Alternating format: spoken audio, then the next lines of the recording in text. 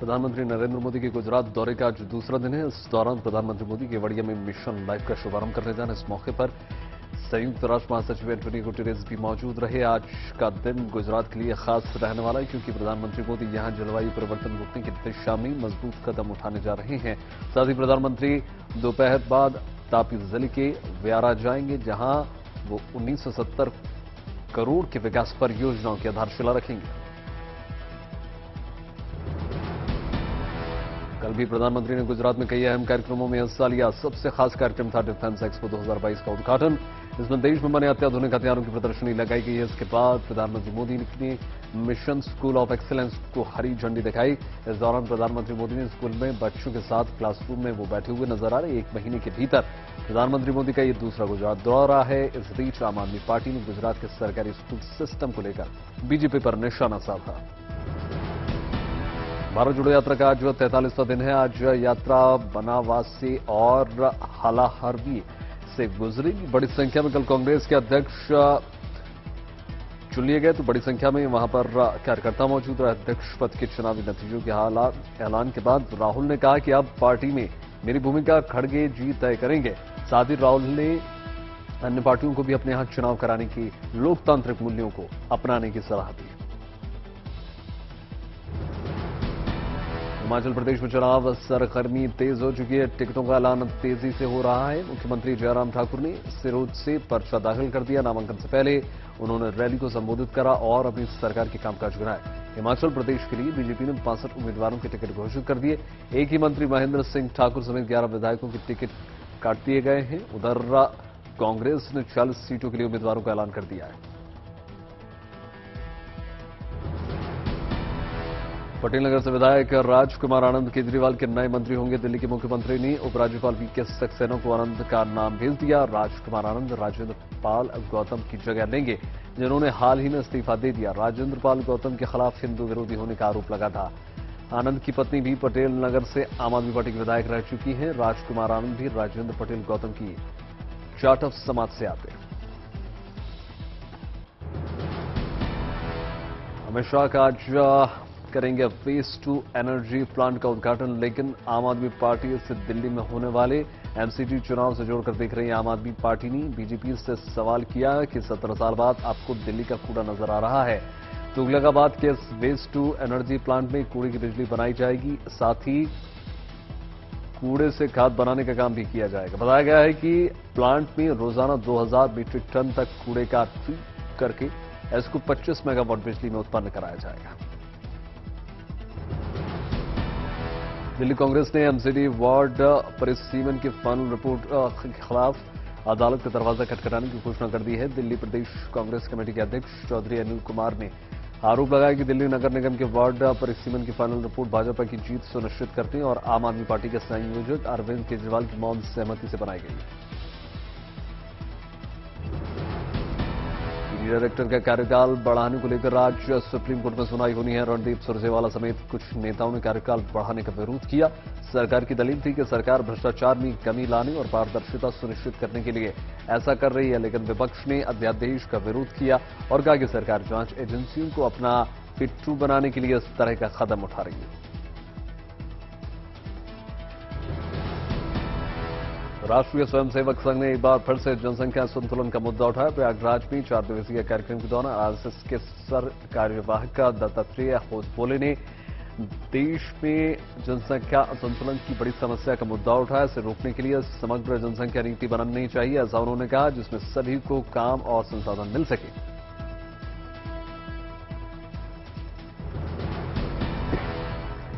Bilkis Bano case में गुजरात सरकार की ओर से कोर्ट में दाखिल हलफनामों की ये खुलासा हुआ है कि पेरोल पर छूटे मितेश भट्ट ने जून 2020 में एक और महिला से रेप की कोशिश की थी, जिसकी एफआईआर भी हुई थी। इतना ही नहीं, कुछ बलात्कारियों ने पेरोल पर आने के बाद गवाहों को धमकाया भी था।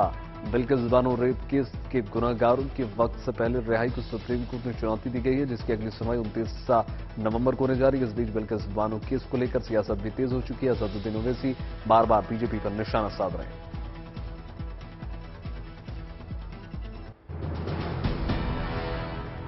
एक बार फिर से चीन ने दिखा दिया है कि वो आतंक परस्त मुल्कों और आतंकियों को साथ देने से गुरेज नहीं करेगा। जी हां, यूनाइटेड नेशंस की पाकिस्तानी आतंकी हाफिज तलहा सईद के खिलाफ लाए गए प्रस्ताव को चीन ने अपने अधिकार का इस्तेमाल करते हुए अड़ंगा लगा दिया है। आपको बता दें कि हाफिज तलहा सईद आतंकी संगठन लश्कर-ए-तैयबा के प्रमुख हाफिज सईद का बेटा है। वहीं हाफिज सईद, जिसने 26/11 के मुंबई हमले की पूरी साजिश रची, यूएनबी, भारत और अमेरिका हाफिज सईद के बेटे के खिलाफ प्रस्ताव लेकर आए थे, लेकिन चीन ने अपने अधिकार का इस्तेमाल करते हुए उस प्रस्ताव को रोक लगा दी।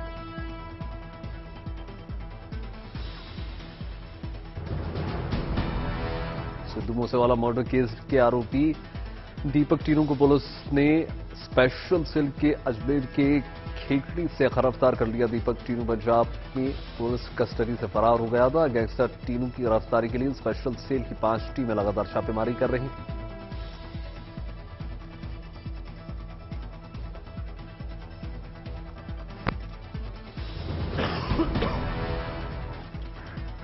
बेंगलोर में भारी बारिश से जैसी सरकारी सिस्टम भी फिर से पानी में लापता हो गया। बारिश के बाद शहर की सड़कों पर पानी इस रफ्तार से बह रहा था कि कुछ ना कुछ बहता हुआ नजर आया। सड़कों के आसपास पार्क की कई गाड़ियां तक पानी की रफ्तार में बह गई। मौसम विभाग का अनुमान है कि बारिश के बादल फिलहाल छाए रहेंगे। हाईटेक शहर में पानी की आमद मुसीबतों का सायरन बजा रही है।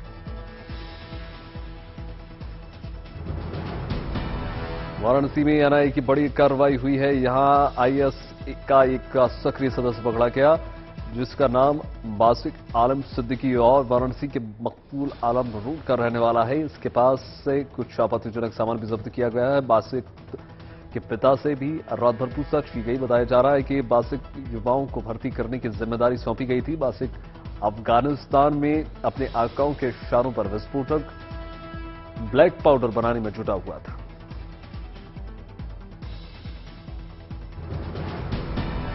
दिवाली पर प्रधानमंत्री मोदी का शेड्यूल बहुत व्यस्त रहने वाला है। प्रधानमंत्री 21 अक्टूबर को केदारनाथ जाकर बाबा भोले दरबार में दिवाली का उत्सव मनाएंगे। प्रधानमंत्री बाबा की पूजा अर्चना करेंगे। इसके बाद आम लोगों के साथ दिवाली की खुशियां बांटेंगे। 22 अक्टूबर को बद्रीनाथ जाने का उनका कार्यक्रम है। प्रधानमंत्री के दौरे के मद्देनजर सुरक्षा के पुख्ता इंतजाम कर दिए गए और तैयारियां जोर शोर से चल रही। खुद मुख्यमंत्री पुष्कर सिंह धामी तैयारियों का जायजा लेने के लिए पहुंचे और सुरक्षा में लगे अधिकारियों से भी बातचीत जारी है।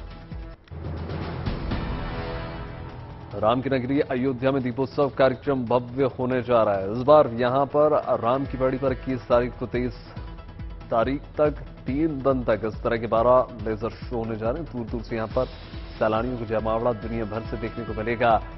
अपने घरों में टेलीविजन सेट और इंटरनेट के माध्यम से इस शानदार आयोजन के गवाह आप सभी बन सकेंगे। आयोजकों की माने तो इस बार सरयू किनारे 37 घाटों पर दिए जलाए जाएंगे। इसके लिए पुख्ता तैयारियां की गई हैं। करीब 22,000 वॉलंटियर दीपोत्सव कार्यक्रम में अंजाम तक उसको पहुंचाएंगे। अयोध्या के दीपोत्सव में इस बार दीपों की संख्या बढ़ाई गई है, तो साथ ही इस खास मौके पर निकलने वाली झांकियां की संख्या इस बार अधिक देखने को मिलेगी। रामकथा पार्क में अब झांकियां पहुंचेंगी तो मुख्यमंत्री योगी आदित्यनाथ खुद इसकी अगुवाई करेंगे। माना जा रहा है कि मुख्यमंत्री के साथ खुद प्रधानमंत्री भी उस समय मौजूद रहेंगे। रामकथा पार्क तक पहुंचने के दौरान तमाम अयोध्यावासी झांकियों को अपने घरों में छतों के माध्यम से देख सकेंगे।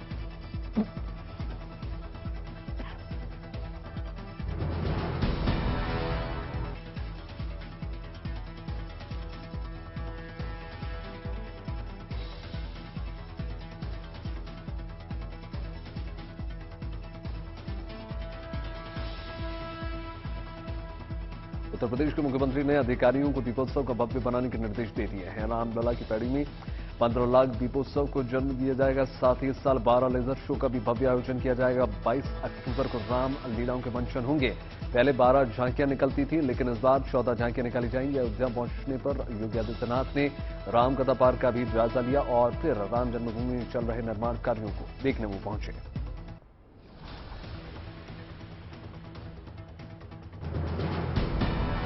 दिवाली को लेकर देश के सभी बाजार रोशन नजर आ रहे हैं। खरीदारों की भीड़ उमड़ पड़ी और दुकानदारों को फुर्सत नहीं है, चाहे वो महाराष्ट्र के बाजार हो या कोलकाता के या फिर दिल्ली। हर मार्केट के यही हाल देखने को मिल रहा है। दिल्ली के सरोजनी नगर में हर रोज करीब 1 लाख लोग खरीदारी के लिए पहुंच रहे हैं, जिसके चलते सुरक्षा के पुख्ता इंतजाम।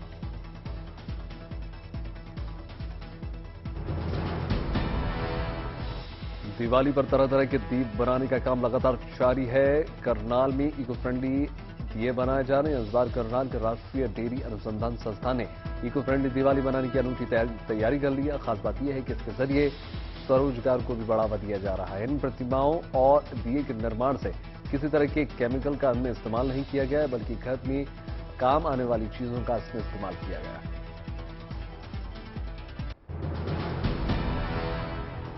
लखनऊ में नगर निगम की ओर से बड़ी तादाद में ऐसे दिए बनवाए जाते हैं जिन्हें अयोध्या में होने वाली दीपोत्सव में रखा जाएगा। वहीं कर्नाटक के कलबुर्गी में एक परिवार गाय के गोबर से दिए भी नहीं बल्कि धूप बत्ती और दूसरे सामान भी बनाने में लगातार जुटी हुई। दिवाली के मौके पर इनके बनाए सामान की मांग लगातार बढ़ती हुई जा रही है। इनका मकसद यह है कि इन चीजों के निर्माण से होने वाली कमाई से गाय की सेवा भी करें। त्योहारों पर मिलावटखोरों के खिलाफ अभियान लगातार जारी है ताकि लोगों को अपनी सेहत के साथ समझौता न करना पड़े। पंजाब के अमृतसर में स्वास्थ्य विभाग की टीम ने 8 क्विंटल मिलावटी खोया बरामद करने का दावा कर दिया। बताया जा रहा है कि इस मिलावटी खोए को राजस्थान से बस के जरिए अमृतसर लाया गया था। बस के अंदर 16 बोरों में ये खोया रखा हुआ था। इसके बाद स्वास्थ्य विभाग की टीम ने सैंपल को जांच के लिए भेज दिया।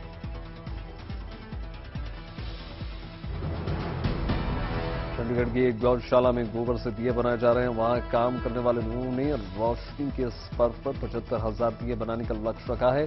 इन दियों को तैयार करने के बाद लोगों के बीच मुफ्त में इनको बांट दिया जाएगा। ये दिए गोबर से बने हैं, इसलिए ये पर्यावरण को नुकसान नहीं पहुंचाते। इस्तेमाल करने के बाद इनको जलाने से राख बन जाती है, जिसको लोग अपने घरों में गमलों में डाल सकते हैं। दिवाली का त्योहार आने में अब कुछ ही दिन रह गए हैं। ऐसे में कोलकाता में 2 साल बाद पटाखों के बाजार में फिर से रौनक देखने को मिल रही है। वहां बड़ी संख्या में लोग पटाखे और सजावट का सामान खरीदने में लगातार जुटे हुए हैं। इससे पहले कोरोना खतरे की वजह से कई पाबंदियां लगी हुई थी, लेकिन अब भीड़ बढ़ने से वहां के दुकानदारों के चेहरे फिर से खिल गए। बदलते मौसम के साथ डेंगू के मामले भी लगातार इजाफा इनमें होता चला जा रहा है, लेकिन इससे निपटने के लिए ज्यादातर राज्यों में कई सारे कदम उठाए गए हैं। साथ ही अस्पतालों को भी अलर्ट मोड पर रखा गया है। बता दें कि पंजाब के बठिंडा की बात है। वहां के सरकारी अस्पताल में डेंगू के मरीजों के लिए अलग से एक वार्ड बनाया गया है, जिसमें कई सारे बेड लगाए गए हैं। इस वार्ड में भर्ती डेंगू के मरीजों पर डॉक्टर 24 घंटे निगरानी कर रहे हैं। गुजरात के गांधीनगर में चल रहे डिफेंस एक्सपो में भव्य और सबसे बड़ा ड्रोन शो का आयोजन किया गया, जिसे देखने के लिए बड़ी संख्या में लोग वहां पर पहुंचे। इस ड्रोन शो का आयोजन साबरमती रिवर फ्रंट पर किया गया। ड्रोन शो में भव्य और रंगारंग लाइट्स के साथ चीजों को प्रदर्शित किया गया। एक दिन पहले प्रधानमंत्री नरेंद्र मोदी ने इस डिफेंस एक्सपो का उद्घाटन किया था। Saumya Thakur best wheelchair world 2022 प्रतियोगिता में भारत की अगुवाई करने जा रही है। मेक्सिको के रोसारिटो में 23 अक्टूबर यानी रविवार को मिस व्हीलचेयर वर्ल्ड 2022 कॉन्टेस्ट की शुरुआत होगी। जन्म से ही दिव्यांग सौम्या ने अपनी शारीरिक बाधाओं को अपने जीवन के किसी भी मोड़ पर आड़े आने नहीं दिया। पुंछ में कैदियों ने दिवाली पर मोमबत्तियां बनाई। इन कैदियों ने अपने हुनर से इन भव्य और आकर्षक दियों और मोमबत्तियों को बनाया है। कैदियों की बनाई इन चीजों को वहां प्रदर्शनी इनकी लगाई गई है। बताया गया है कि मोमबत्तियों की बिक्री से होने वाली कमाई कल्याणकारी कामों में खर्च की जाएगी। ये दिए और मोमबत्ती बनाकर कैदी भी काफी खुश। गुजरात वडोदरा में कुछ स्कूली बच्चों ने अपने माता पिता के साथ इको फ्रेंडली दिवाली बनाई, यानी ऐसी दिवाली जो न पर्यावरण को नुकसान पहुंचाएगी, साथ ही जानवरों को भी इससे खतरा नहीं होगा। इसके लिए छात्रों ने खास इको फ्रेंडली सॉफ्टवेयर के साथ कंप्यूटर पर पटाखे फोड़े। बच्चों ने पेंटिंग भी बनाई। इतना ही नहीं, उन्होंने त्योहार के मौके पर ड्यूटी की मुस्तैद रहने वाले ट्रैफिक पुलिस के जवानों को भी मिठाई खिलाई। कर्नाटक के मंगलुरु में उद्यम पेपर सीड कंपनी की इको फ्रेंडली पटाखे बनाए हैं। इन पटाखों की खास बात यह है कि इससे किसी भी तरह का प्रदूषण नहीं फैलता। पटाखों से ना तो धुआं निकलता है और ना ही किसी प्रकार की आवाज निकलती है, यानी इनसे पर्यावरण को भी कोई नुकसान नहीं है। सुरक्षित और त्योहारों की रौनक भी लगातार इनसे बरकरार रहेगी। असल में इन पटाखों की बीज होता है और पटाखों के फटने के बाद ये बीज मिट्टी में मिल जाता है, जिसके बाद फूल और पौधे उगाए जा सकते हैं।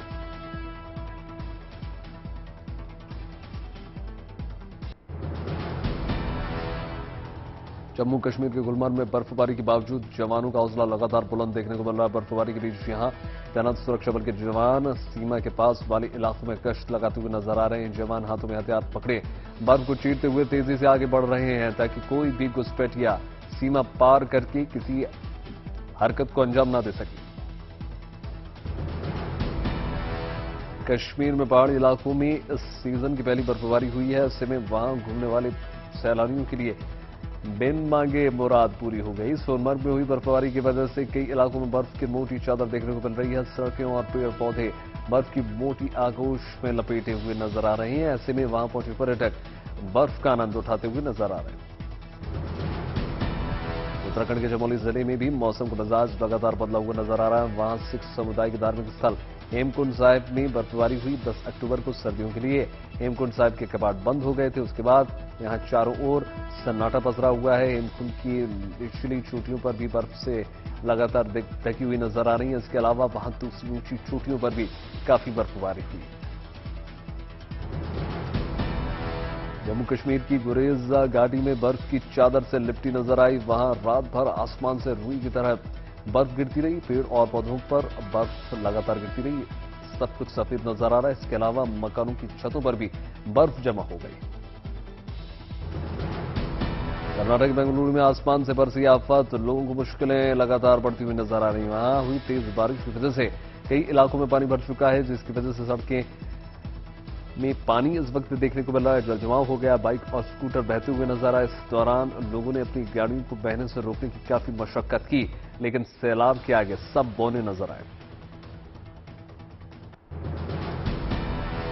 ब्रिटेन में खाने पीने की चीजों की महंगाई की दर रिकॉर्ड का स्तर पहुंच चुका है। महंगाई दर ने पिछले 40 साल का रिकॉर्ड तोड़ दिया। खाने पीने की चीजें सितंबर में 14.5% तक महंगी हो चुकी हैं। यूक्रेन पर रूसी हमले के चलते गैस की कीमतों में आई तेजी और सप्लाई चेन प्रभावित होने से ब्रिटिश अर्थव्यवस्था पर असर हुआ है। फ्रांस में तेल संकट की गंभीर स्थिति तक पहुंच चुकी है। तेल कंपनी टोटल में 21% तक के तेल का उत्पादन गिरा है। वेतन बढ़ोतरी के लिए पिछले 1 महीने से टोटल कंपनी के कर्मचारी हड़ताल पर नजर आ रहे हैं। ईरानी खिलाड़ी एलनाज के तेहरान पहुंचने पर जोरदार उनका स्वागत किया गया। रैकबी के खेल के दौरान हिजाब नहीं पहना था उन्होंने, जिसको लेकर जोरदार विवाद हुआ था। तेहरान पहुंचने पर रैकबी ने कहा कि जल्दबाजी में जूते पहनने और दूसरे गियर पहनने के कारण हिजाब पहनना भूल गई।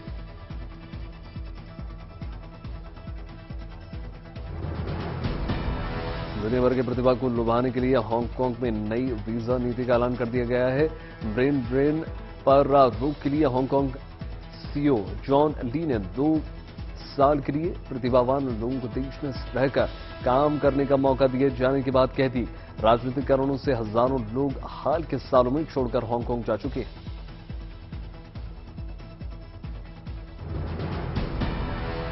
किंग चार्ल्स द्वारा बनाई गई पेंटिंग नीलाम की जाएगी। 2001 में किंग चार्ल्स ने बालमोरल पैलेस की तस्वीर पेंटिंग बनाई। इससे पहले किंग चार्ल्स द्वारा बनाई गई पेंटिंग को 1700 पाउंड में नीलाम हो चुका है।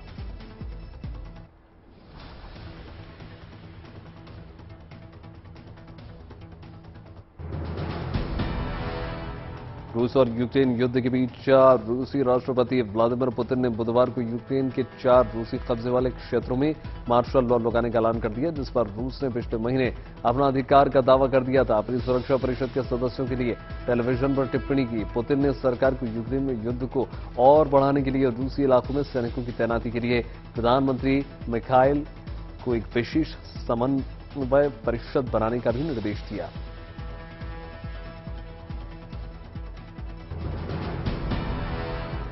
टर्की के राष्ट्रपति ने रूसी तेल गैस हब बनाने का सहमति दे दिया है। एर्दोआन ने कह दिया है कि अब यूरोप के देश टर्की से खरीद रूस के तेल को गैस खरीद सकेंगे। बता दें कि कुछ दिन पहले रूसी राष्ट्रपति व्लादिमीर पुतिन और टर्की के राष्ट्रपति रेसेप तैयप एर्दोआन ने कजाकिस्तान में मुलाकात की थी। इस दौरान दोनों नेताओं के बीच कई मुद्दों पर सहमति हुई।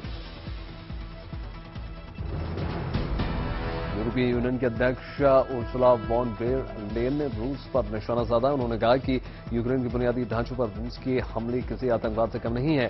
साथ ही उन्होंने आरोप लगा दिया कि रूस तेल और गैस को लेकर यूरोप को ब्लैकमेल कर रहा है। उत्तर कोरिया की सरकार ने दक्षिण कोरिया की तरफ से आर्टिलरी फायरिंग बढ़ाने की बात कह दी। उत्तर कोरिया की ओर से कह दिया गया है कि दक्षिण कोरिया की तरफ से होने वाले हमलों के जवाब में आर्टिलरी फायरिंग को तेज कर दिया गया है। बुधवार को दक्षिण कोरिया की तरफ से फ्रंटलाइन के पास रॉकेट दागे गए। टैक्स में कटौती के अपने फैसले पर गिरी ब्रिटेन की प्रधानमंत्री लिज ट्रस ने संसद में दिए गए अपने बयान में कह दिया कि वो मुश्किलों में पीछे हटने वाली नहीं है, वो एक फाइटर है। ट्रस ने कहा कि मैंने गलतियां की हैं, इसके लिए मुझे माफ करें।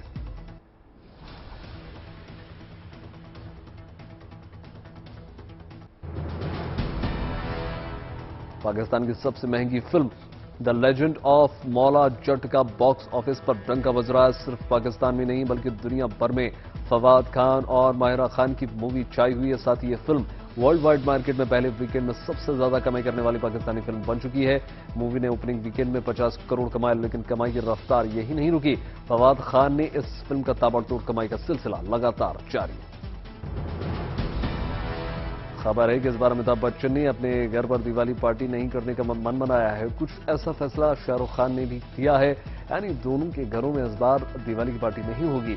बताया गया है कि इन दिनों अभिनेताओं ने कोरोना वायरस के खतरे की वजह से ऐसा फैसला लिया। वरुण धवन और कृति सेनन की मोस्ट अवेटेड फिल्म भेड़िया का ट्रेलर रिलीज हो गया है। हॉरर कॉमेडी फिल्म ट्रेलर में वरुण धवन का अलग ही अंदाज देखने को मिल रहा है। ट्रेलर में वरुण धवन एक इंसान से खूंखार भेड़िया बनते हुए नजर आ रहे हैं।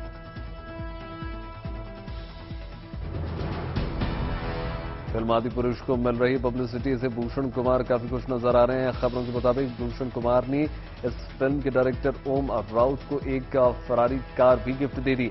बताया गया कि इस लग्जरी कार की कीमत भारत में 4 करोड़ से ज्यादा बताई जा रही है। रिपोर्ट्स की माने तो इस कार को पहले भूषण ही इस्तेमाल करते थे और उन्हें उनके नाम ये काम रजिस्टर थी, लेकिन अब ये ओम राउत के नाम कर दी गई है।